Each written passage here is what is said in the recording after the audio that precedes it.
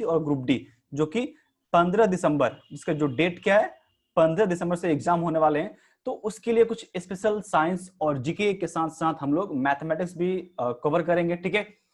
तो वीडियो में बने रहिएगा। और यदि आप भी रेलवे के एस्पिरेंट है, आप भी चाहते हैं कि आने वाले एग्जाम में आपको सफलता मिले, तो प्लीज हमारे चैनल को सब्सक्राइब कर लीजिए और बेल आइकन को प्रेस कर दीजिए। इससे क्या होगा कि हम जब भी कोई वीडियो अपलोड करेंगे उसकी नोटिफिकेशन आपको मिलती रहेंगे, ठीक है। तो चलिए आज हम डील करने वाले हैं कि 2018 में जो ग्रुप डी का एग्जाम हुआ था उसका क्वेश्चन सेट है, उसमें से जितने भी जीएस के क्वेश्चन है वो हम आपके साथ आज शेयर करने वाले हैं। तो पहला क्वेश्चन लगाते हैं आपके चैनल के लिए। ये देखिए पहला क्वेश्चन रहा आपका लिए ये, निम्नलिखित में से कौन सा कथन विभिन्न माध्यमों में, ठीक है, माध्यमों में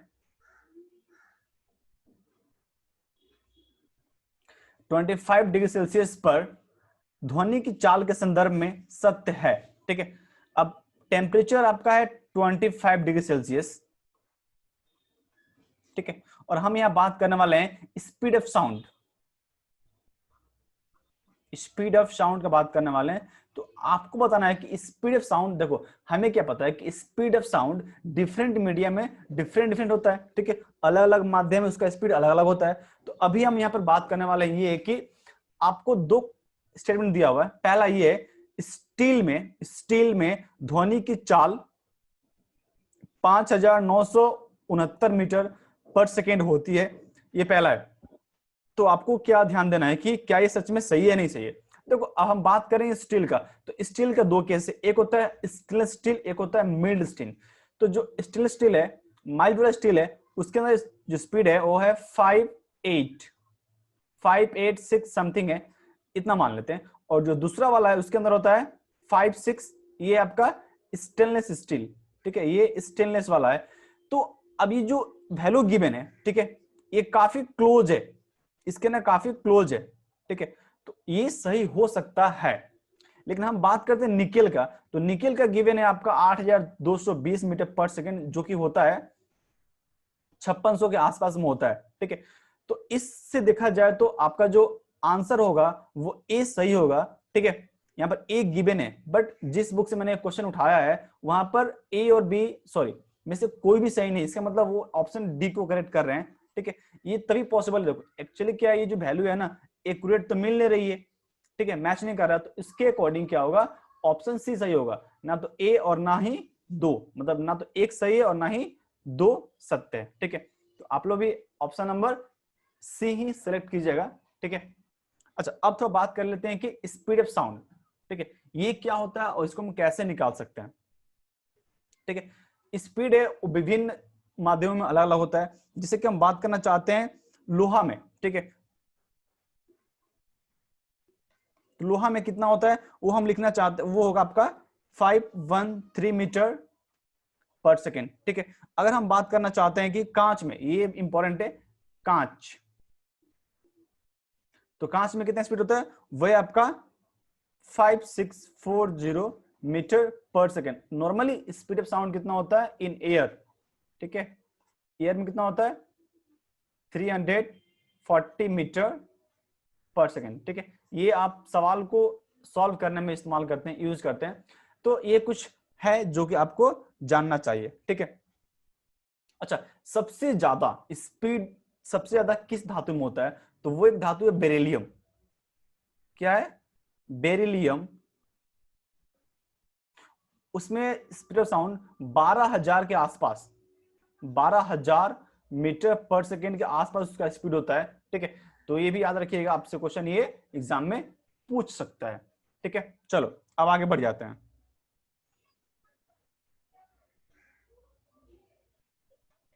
अगला क्वेश्चन है मीटर पर सेकेंड स्क्वायर, इसको क्या पढ़ते हैं, इसको पढ़ते हैं मीटर पर सेकेंड स्क्वायर निम्नलिखित में से किसकी एसआई इकाई है, ठीक है।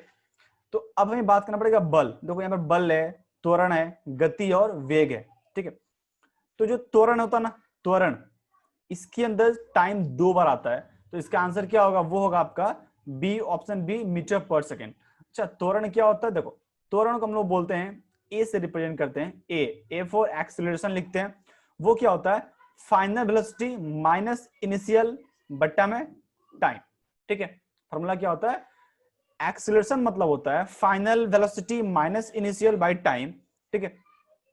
तो यहां से अगर मैं इस वेलोसिटी को लिखूं चेंज इन वेलोसिटी, इसको मान लो हम पूरा ही v लिख लेते हैं इंटू टी हो गया। अब जो वेलोसिटी है वो होता है आपका मीटर पर सेकेंड और नीचे में टाइम के लिए सेकेंड, तो ये बन जाएगा आपका मीटर सेकेंड और माइनस 2। तो ये होती है त्वरण होती है। अब ये जो फॉर्मूला मैंने लिखा इस पर सवाल आता है आपका, ठीक है। फॉर्मूला कैसे आपका गिवन रहेगा, v is equal to u plus at। इस फॉर्मूले पर आपको एग्जाम में सवाल देखने को मिलते हैं, बहुत ही इंपॉर्टेंट फॉर्मूला है ये, ठीक है। इसको आप याद कर लीजिएगा। अच्छा, अब थोड़ा और बात कर लेते हैं कि जो त्वरण है, त्वरण क्या है, ये वेक्टर है या स्केलर है? तो मैं बता दूं आपको, it is a scalar quantity.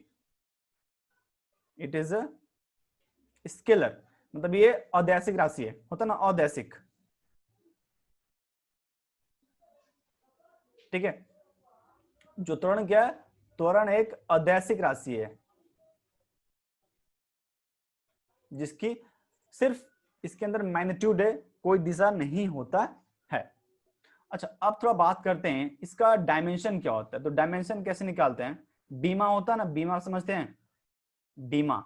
तो बीमा कैसे निकालते हैं, देखो इसका वेलोसिटी क्या है ना, ये आपका क्या है वेलोसिटी बाय टाइम, और वेलोसिटी क्या होता है, वेलोसिटी होता है distance by time, by time हो गया। तो डिस्टेंस को एल लिखते हैं, टाइम को टी लिखते हैं -1, और एक नीचे और है तो ये हो जाएगा आपका -2।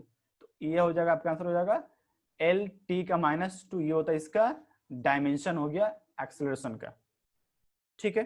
चलिए अब थोड़ा आगे बढ़ जाते हैं, अगला क्वेश्चन देखते हैं आपके लिए। अगला क्वेश्चन है, प्रजनन ऊतकों का परिपक्व होना शुरू हो जाने पर सामान्य रूप से शरीर का विकास कम होने लगता है, किशोरावस्था की इस स्थिति को क्या कहते हैं, डैश कहा जाता है, ठीक है।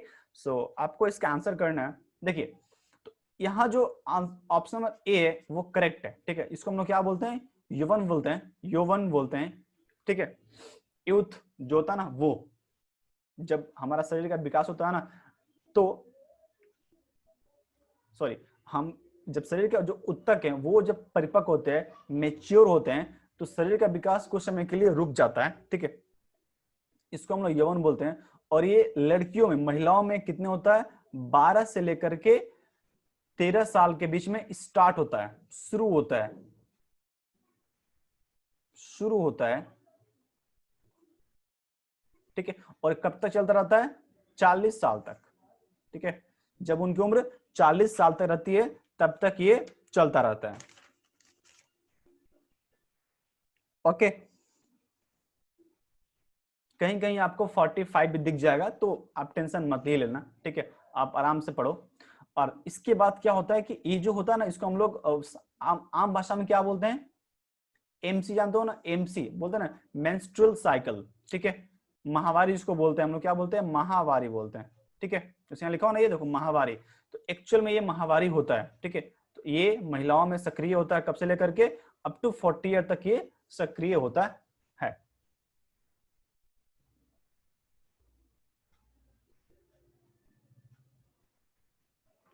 अगला क्वेश्चन है, कैलिफोर्नियम डैश समूह का सदस्य है, ठीक है। जो कैलिफोर्नियम किस समूह का सदस्य है, तो आप यहां पर थोड़ा सा वेट करो। कैलिफोर्नियम आपको यहां से एक देश का मालूम पड़ा कि एक कैलिफोर्निया तो नहीं है, ठीक है। ये कैलिफोर्निया बिल्कुल नहीं है, ये कैलिफोर्निया एक एलिमेंट का नाम है, ठीक है। और ये कैलिफोर्निया किस समूह से बिलोंग करता है आपको ये बताना है। देखो हमने क्या समूह सीखा है, अल्कली ग्रुप, अर्थ अल्कलीन, ठीक है। ऑक्सीजन फैमिली होती है, हैलोजन फैमिली होती है, ठीक है। अब हैलोजन में कौन कौन से आते हैं, वो आते हैं आपके fluorine, chlorine, bromine, iodine. Inert gas में क्या आता है, इनर्ट गैस में आपके आ सकता है हीलियम आ सकता है, ठीक है, आर्गन आ सकता है, नियोन आता है, जिनोन आता है, ठीक है, ऐसे आते हैं। एक्टिनाइड जो होते हैं और जो हेलाइड होते हैं, तो हेलाइड मतलब क्या होता है ना, मीथेन के साथ, हेलाइड से मतलब होता है कि आपका कोई भी एक अल्केन है, मान लीजिए आपका ये अल्काइल है CH3 है, इसमें लगा हुआ है क्लोरीन, तो ये एक हेलाइड है। हेलाइड्स के देखिए मैं लिख रहा हूं यहां पर, हेलाइड्स का मतलब होता है अल्केन ग्रुप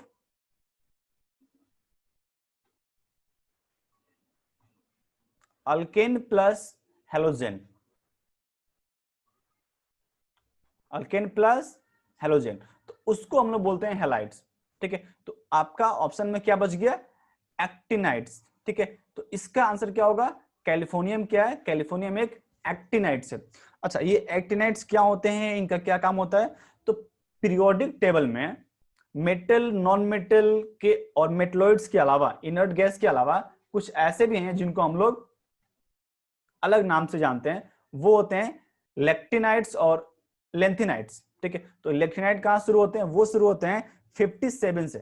ठीक है, पीरियड में एटॉमिक नंबर 57 से लेकर के 71 के बीच में जितने भी एलिमेंट्स हैं उनको हम लोग क्या बोलते हैं, एक्टिनाइड्स बोलते हैं। क्या बोलते हैं, एक्टिनाइड्स बोलते हैं।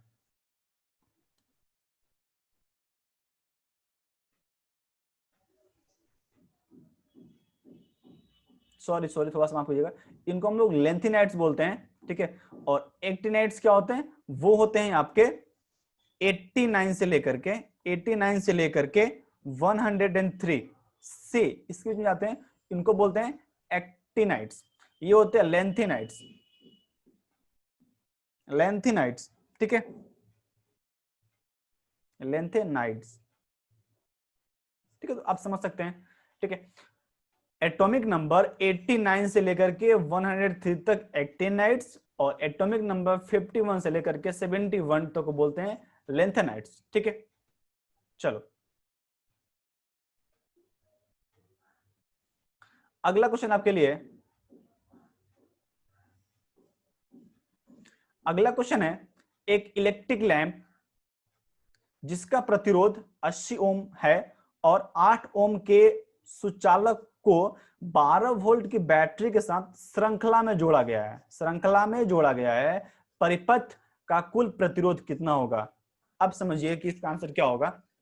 देखिए, जब भी हम श्रृंखला का बात करेंगे, ठीक है, तो जो कुल प्रतिरोध आएगा ना, एक होता है ना कुल प्रतिरोध,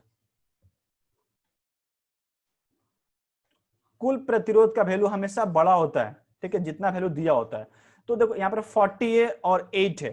ठीक है, तो इसका आंसर क्या होगा, अगर ये श्रृंखला में है तो 48 होगा या उससे बड़ा हो सकता है। ठीक है, मतलब 40 से तो बड़ा ही होना चाहिए। ठीक है, तो यहां पर ऐसे दो ऑप्शन है देखो जो नहीं पॉसिबल है। ऐसे कौन सा, ऑप्शन बी पॉसिबल नहीं है, ऑप्शन सी भी पॉसिबल नहीं है, क्योंकि 46 और 48 पॉसिबिलिटी तो है नहीं।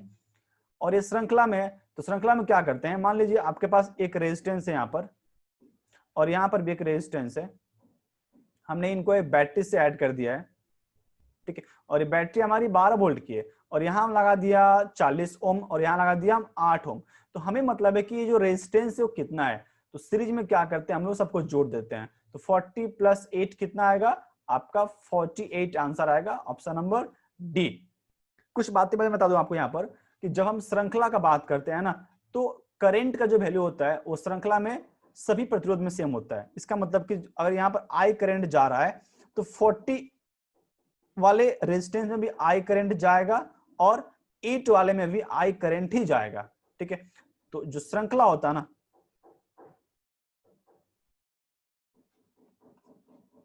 श्रृंखला में क्या होता है, पहला क्या होता है कि धारा होता है ना, धारा सेम होता है, धारा एक समान रहती है, एक समान रहती है, एक समान, मतलब उसकी जो वैल्यू बदलेगी नहीं। ठीक है, और जो होता है ना वोल्टेज, ठीक है, विभवांतर वो बदल जाता है, विभव बोलते हैं उसको हम लोग, क्या बोलते हैं, विभव बदल जाएगा, बदल जाएगा। तो ये दो चीज याद रखिएगा। चलो आगे बढ़ते हैं। अगला क्वेश्चन है, एक घर में एक महीने में 250 इकाई ऊर्जा की खपत हुई है, यह ऊर्जा जूल में कितनी होगी। तो अब आपके लिए यहाँ पर ये न्यूमेरिकल सवाल है और इसको करने के लिए आपको थ्योरी जानना पड़ेगा। ठीक है, मैं आपको बता देता हूं, यहाँ पर देखो 250 इकाई, पहले आप जानो कि एक इकाई का मतलब कितना होता है। ठीक है, एक इकाई का मतलब होता है 3 × 10⁶, सॉरी 6 जूल, 6 जूल होता है। अगर मैं इस पूरे वैल्यू को 250 से मल्टीप्लाई कर दूं तो मुझे ये जो वैल्यू दिख रही है आपको, ऑप्शन नंबर ए, इतना आपको मिलेगा। ठीक है, कितना मिलेगा? 9 का पावर 9 इंटू पावर 6 मिलेगा। ठीक है, तो अब इसको मल्टीप्लाई कर देना, 3.6 multiply 250 into 10 to the power 6। ठीक है, तो ये जो वैल्यू आएगा ये अप्रोक्सीमेटली आपका 9 into 10 to the power 8 joule आएगा।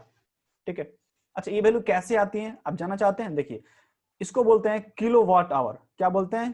Kilo watt hour.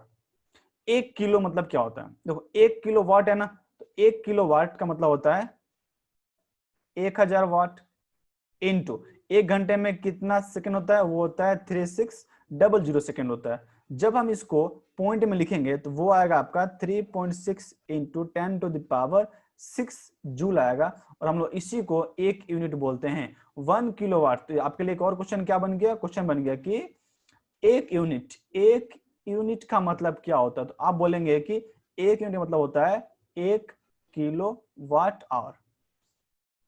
ठीक है, 1 किलो वाट आवर का मतलब होता है आपका 1 यूनिट। चलिए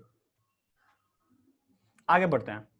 पृथ्वी की सतह पर गुरुत्वीय त्वरण 9.8 मीटर पर सेकंड स्क्वायर है। पृथ्वी की सतह से उसकी त्रिज्या की 1/10 ऊंचाई पर त्वरण का मान लगभग क्या होगा? अच्छा, अब हम बात करना चाहते हैं कि जो त्वरण है ना, जो गुरुत्वीय त्वरण है, उसको हम लोग साधारण भाषा में क्या बोलते हैं? जी बोलते हैं ना, जी। और जी का फॉर्मूला क्या होता है? वो होता है capital G capital M divide by R square. यहाँ पर कैपिटल जी का मतलब क्या है? कैपिटल जी का मतलब होता है गुरुत्वीय कांस्टेंट, इसको बोलते हैं ग्रेविटेशनल कांस्टेंट। ग्रेविटेशनल कांस्टेंट बोलते हैं। और कैपिटल एम का मतलब होता है mass of the earth, mass of the earth. और आर क्या है? आर है अर्थ का रेडियस, आर का रेडियस। अब आप एक चीज अज्यूम करो कि मान लो ये हमारी अर्थ है, सेंटर इसका, ये इसका रेडियस आर है। हम जब इससे ऊपर जाएंगे, मान लो हम एच हाइट पर गए, कहां गए? अब यहां पहुंचे, तो यहां पर जी का मान कितना होगा? बदल जाएगा। कितना बदलेगा? देखो, कैपिटल जी रहेगा, कैपिटल एम रहेगा। अब ये आर कितना हो गया? अब ये आर हो जाएगा आर प्लस एच का स्क्वायर। इसका मतलब क्या होता है कि हम जैसे जैसे आप अर्थ से दूर जाते हो, आपका जो जी का जो मान है वो घटेगा, क्योंकि नीचे का जो वैल्यू बढ़ रहा है ना, तो ऊपर घटेगा, या फिर आप नीचे आओ तो भी घटेगा। ठीक है, तो कितना घटेगा आपको जानना पड़ेगा।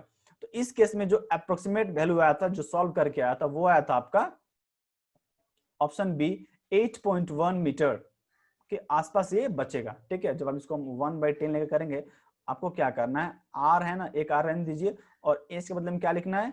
वो लिखना है आर इंटू 1/10। ठीक है, जब आप इसको सॉल्व करेंगे ना, तो कुछ इस तरह का वैल्यू आपको दिखा देगा, तो छोटा सा एक वैल्यू आएगा, आप याद कर लो। देखो, ये वैल्यू तो पॉसिबल नहीं है, ये वैल्यू बहुत ही कम है, और ये वैल्यू 9.8 के बहुत ही पास में ऐसा लग रहा है। ठीक है, तो ये तो चल ना, तो ये वैल्यू आप याद रखिएगा, ये सही होगा। ऑप्शन बी जो है वो 8.1 आपका सही रहेगा। आगे बढ़ जाते हैं।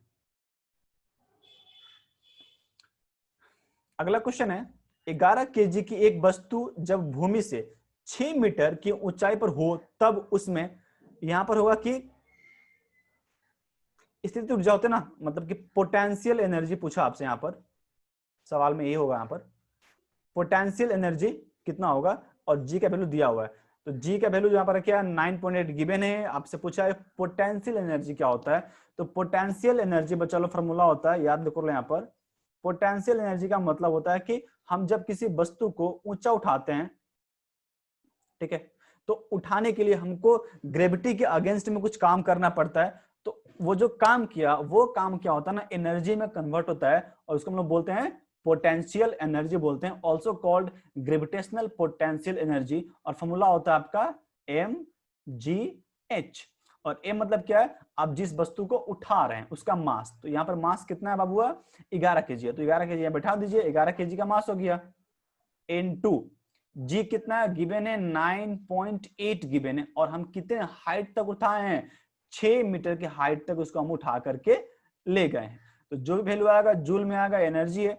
अब देखो इसको मल्टीप्लाई करते हैं, ठीक है, तो जो अप्रोक्स वैल्यू आएगा, एक काम करते हैं इसको ना अप्रोक्सीमेट सॉल्व करते हैं। इस 9.8 को अगर हम 10 मान लें, ठीक है 10 मान लेते हैं, और 10 मल्टीप्लाई 11 मल्टीप्लाई 6 तो कितना आएगा, ये 66 इसके आसपास में आएगा, ठीक है। तो देखो यहाँ पर 66 के आसपास में कौन सा वैल्यू है, वो है ऑप्शन नंबर ए।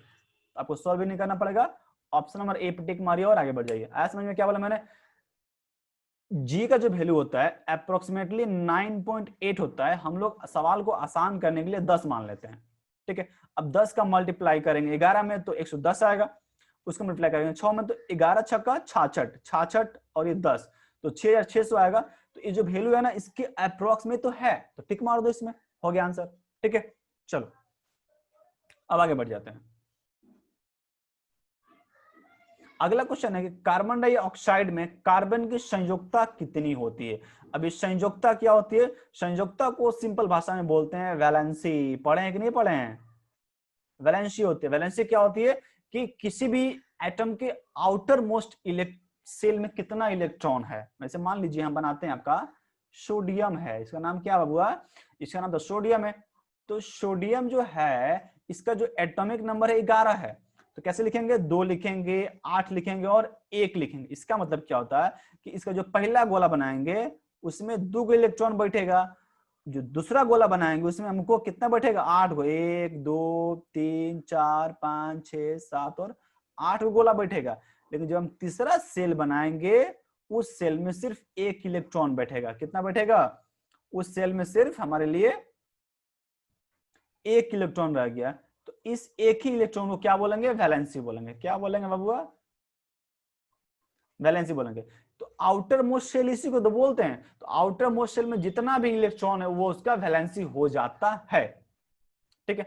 अगर 4 से ज्यादा हुआ तो माइनस करके लेते हैं, बाकी प्लस में लेते हैं। तो अब बात करते हैं कार्बन का। कार्बन डाइऑक्साइड में कार्बन का क्या पूछा है कि CO2 में कार्बन की वैलेंसी कितनी है, ठीक है। तो कार्बन कितना होता है, कार्बन नंबर 6 पर होता है। कैसे लिखेंगे, 2 और 4 लिखेंगे, तो 4 आ गया। तो इसके आउटर मोस्ट शेल में कितने इलेक्ट्रॉन रहेंगे, 4 रहेंगे।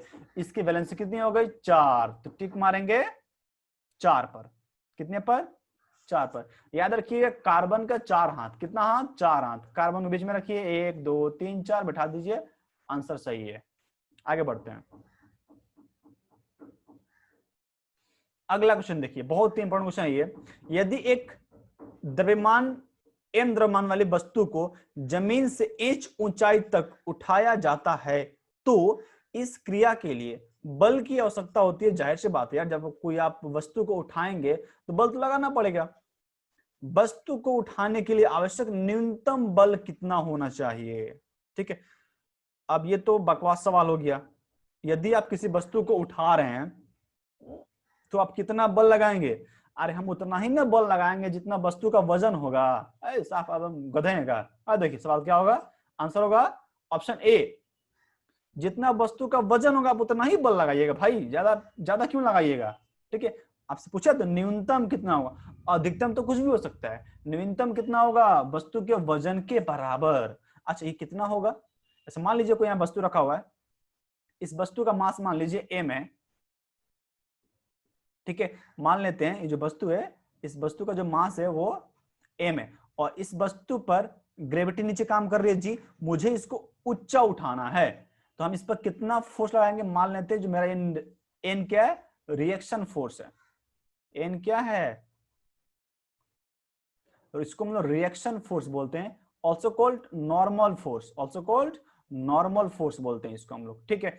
तो कितना वैल्यू आएगा, तो यहाँ जो n होगा वो होगा mg के बराबर। और mg क्या होता है, mg को सिंपल भाषा में बोलते हैं बबुआ वेट। क्या आता है, वस्तु का वजन, ये आपका वजन होता है, ठीक है। बस कहानी खत्म। ऑप्शन नंबर क्या हो गया हुआ, ऑप्शन नंबर ए आपका सही बात। आगे बढ़ो। अगला क्वेश्चन देखिए, वेरी इंपॉर्टेंट है। निम्नलिखित में से कौन सी मिश्र धातु, कौन सी मिश्र धातु 4 घटकों से मिलकर बनी होती है? ठीक है, 4 घटक का मतलब क्या होता है, इसको बनने में 4 लगे होंगे। ठीक है, तो बताइए आप इसके अंदर बताइए क्या होगा। ठीक है, इसको बनाने में 4 घटक का इस्तेमाल किया गया होगा, तो वो क्या है? ठीक है, आपको इसका जवाब देना है कि वो क्या है। देखिए, नाइक्रोम एक ऐसी धातु है, याद रखिएगा, नाइक्रोम, नाइक्रोम एक ऐसी धातु जिसको बनाने के लिए हम लोग क्रोमियम, आयरन, निकेल और जस्ता का प्रयोग करते हैं। क्या करते हैं? क्रोमियम,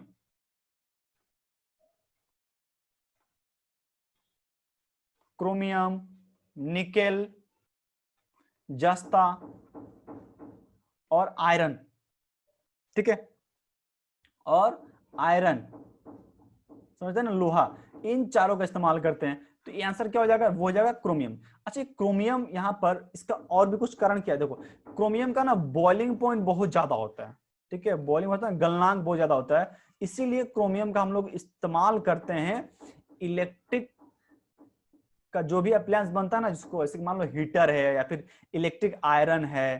ठीक है, इसमें इसका इस्तेमाल करते हैं। इसका एक और कारण है, इसका प्रतिरोध क्षमता बहुत ज्यादा होता है। जो प्रतिरोध होता है वो बहुत ज्यादा होता है क्रोमियम, निकेल का, सॉरी नाइक्रोम का बहुत ज्यादा होता है, इसीलिए इसका इस्तेमाल किया जाता है ताकि वस्तु ज्यादा देर तक हीट को एब्जॉर्ब करके रखे, ज्यादा गर्म हो। ठीक है, ज्यादा गर्म प्रोड्यूस करे। आगे बढ़ो। अगला क्वेश्चन है, मनुष्य का शरीर का डैश समन्वय करता है? केंद्र है।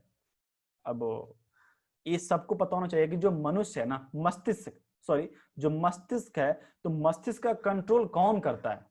ठीक है, जो करता है, तो यहाँ पर क्या है ना, एक मुख्य भाग होता है ना, हमारे शरीर में जो भी क्रियाएं होती हैं उसका जो मेन पोर्शन है, उसको जो मेन कंट्रोल करने वाला चीज है, वो क्या है? ब्रेन है। हम लोग ब्रेन बोलते हैं ना कि मत ब्रेन ही सब कुछ है। ठीक, तो यहाँ पर हम लोग बोलते हैं सीएनएस, सीएनएस होता है एक, तो सीएनएस में ब्रेन आता है। ठीक है, इसको बोलते हैं सेंट्रल नर्वस सिस्टम। क्या बोलते हैं? सेंट्रल नर्वस सिस्टम के अंदर आपका आता है ब्रेन। ठीक है, तो ये हो गया हमारा मुख्य पार्ट हो गया। ठीक है, चलो अगला क्वेश्चन है, एपिडर्मिस की सबसे बाहरी परत, एपिडर्मिस किसकी सबसे बाहरी परत होती है? अब ये तो क्लियर होगा कि ये बाहरी परत है, अब किसकी है? देखो, परत मतलब क्या, दो पॉसिबल है, या तो जंतु या फिर पेड़ पौधे, जंतु या फिर पौधे होंगे, तो मांसपेशियां तो भले भूल ही जाओ। ठीक है, पौधों की पत्ती, अब पत्ती में एपिडर्मिस नहीं होता है, एपिडर्मिस मिलता है आपको स्किन पर। ठीक है, जो होता है ना जंतुओं के त्वचा, जैसे कि हम लोग इंसान है ना, जो अपनी जो सबसे जो पहली लेयर है ना स्किन पर, जिस पे रोए होते हैं, उनको हम लोग एपिडर्मिस बोलते हैं, और दे आर डेड सेल्स। इसको क्या बोलते हैं? एपिडर्मिस क्या होता है? ये डेड सेल होते हैं, ये डेड सेल हैं। ठीक है, तो याद रखिएगा आप इनको। ठीक है,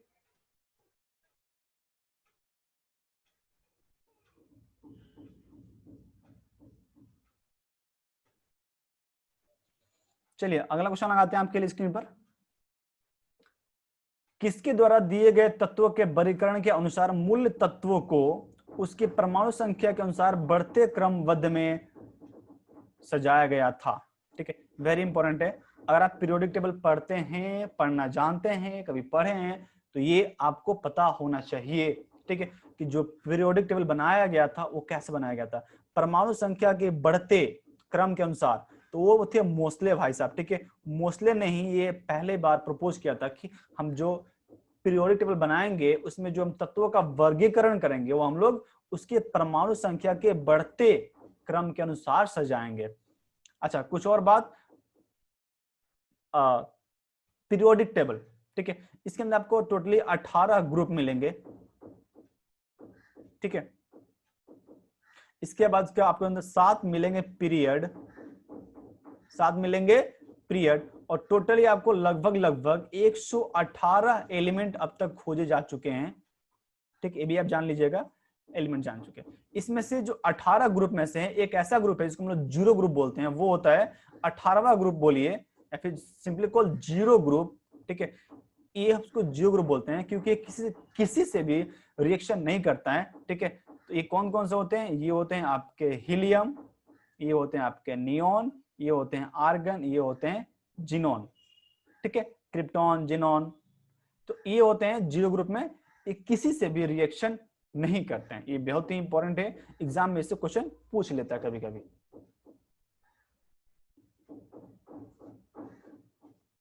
अब क्वेश्चन देखिए, एक रासायनिक अभिक्रिया के दौरान अभिक्रियाओं और उत्पादकों के द्रव्यमानों का योग अपरिवर्तित रहता है, नहीं बदलता है, इसे क्या कहा जाता है? अब समझिए ये बोलना क्या चाहता है। ऐसे कि मान लीजिए कोई रिएक्शन है, ए और बी मिलकर कोई रिएक्शन करता है और सी और डी बनाता है। हम मान लेते हैं कि ए का जो मास है, द्रव्यमान है, वो 2 ग्राम का है और जो बी का जो द्रव्यमान है वो 5 ग्राम का है। तो टोटली इस तरफ कितना आना चाहिए? तो यहाँ पर 2 और 5 करेंगे तो हमको 7 ग्राम मिलेगा। तो अगर यहाँ पर भी को 7 मिल जाए, मान लीजिए जो बी वाला बना है वो बन गया 3 का और जो डी बना वो बन गया 4 का, तो ये भी कितना आएगा? ये भी 7 ही आएगा। ऐड कर लो, 7 आएगा। इसका मतलब कि जो पहले था वो बाद में हो गया। क्या हो गया? उसका मास है ना, मास नहीं बदला। मास क्या हो गया? नहीं बदला। और यही तो बोल रहा है ना, अपरिवर्तित रह गया। तो वैसे नियम को बोलते हैं कंजर्वेशन ऑफ मास। क्या बोलते हैं? कंजर्वेशन ऑफ मास बोलते हैं बच्चा लोग। ठीक है, तो ऑप्शन क्या होगा? ऑप्शन ए, द्रव्यमान संरक्षण का सिद्धांत। क्या होगा? द्रव्यमान संरक्षण का सिद्धांत। वेरी इंपॉर्टेंट है, ये बहुत ही इंपॉर्टेंट है, याद रखिए इस चीज को। ठीक है, और इसी के बदौलत आपका जो एक इक्वेशन आता है ना, आइंस्टीन का इक्वेशन, E = mc², इसी पर काम करता है। ठीक है, चलिए अगला, अनंत अवतल दर्पण के अनंत पर रखा जाता है तो उसका प्रतिबिंब निर्मित होता है। ठीक है, देखो जब वस्तुएं किसी अनंत दूरी से आती है ना, ऐसे मान लो यहाँ पे एक मिरर लगा हुआ है, ठीक है, और ये आपका ये केंद्र बिंदु है और ये आपका फोकस मान लीजिए, और ऐसे रे आ रही है। अगर कोई वस्तु अनंत से आएगी तो क्या आएगी? पैरेलल आएगी। कैसे आएगी? पैरेलल। तो पैरेलल रे कहां से भागती है? पैरेलल रे भागती है फोकस से। कहां से? फोकस से। तो आंसर क्या हो जाएगा? ये इसका आंसर हो जाएगा फोकस। ठीक है, रॉकेट लॉन्चिंग कौन से नियम पर आधारित रहता है? ठीक है, तो जो रॉकेट लॉन्च होता है ना, रॉकेट जो लॉन्च किया जाता है, उसका नियम क्या? इसको हम लोग किस नियम के आधार पर लॉन्च करते हैं, ये आपको बताना है। ठीक है, तो इस क्वेश्चन बताने के लिए आपको देखिए यहाँ पर जो क्वेश्चन लिखा हो ना, ऑप्शन लिखे हुए हैं, ऑप्शन नंबर जो सी है ना, न्यूटन का तृतीय नियम, ये तो सही है, कुछ हद तक सही है, लेकिन वास्तव में ऐसा नहीं होता है। ठीक है, रॉकेट जो हम लॉन्च करते हैं वो होता है, वो डिपेंड करता है, उसको बोलते हैं कंजर्वेशन ऑफ एनर्जी। किस पर काम करता है? वो काम करता है कंजर्वेशन ऑफ एनर्जी। बट यहाँ पर ऑप्शन में नहीं गिवन है, तो आप क्या टिक मारिएगा? न्यूटन का थर्ड नियम, तृतीय नियम के अकॉर्डिंग ये काम करता है। अच्छा, न्यूटन का थर्ड नियम क्या होता है? प्रत्येक क्रिया के विपरीत एक प्रतिक्रिया होती है, तो ये होता है आपका नियम, थर्ड नियम।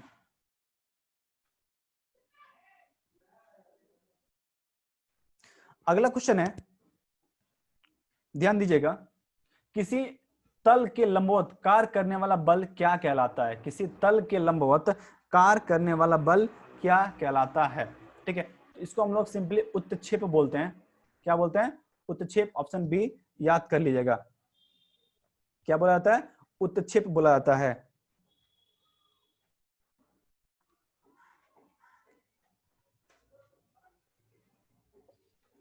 चलिए, तो इस वीडियो में बस इतना ही। ठीक है, आशा करते हैं कि आपको वीडियो पसंद आई होगी। अगर पसंद आई हो तो प्लीज वीडियो को लाइक कर देना है, अपने दोस्तों के साथ शेयर करो, जितने भी आपके दोस्त हैं जो भी एनटीपीसी ग्रुप डी के एग्जाम देने वाले हैं, शेयर करो। ठीक है, वीडियो को फैलाओ। ठीक है, मिलते हैं अगले वीडियो में, तब तक के लिए बाय बाय।